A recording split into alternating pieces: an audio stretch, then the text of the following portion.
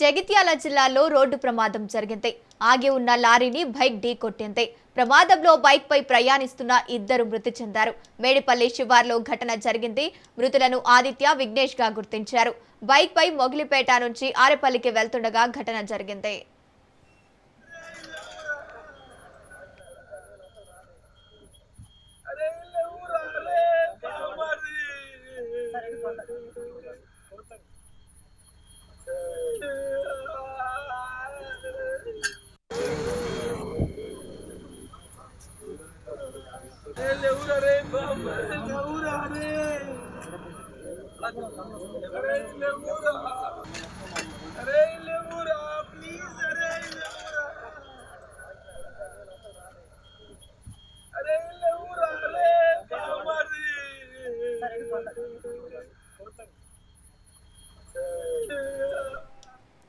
జగిత్యాల జిల్లాలో రోడ్డు ప్రమాదం జరిగింది.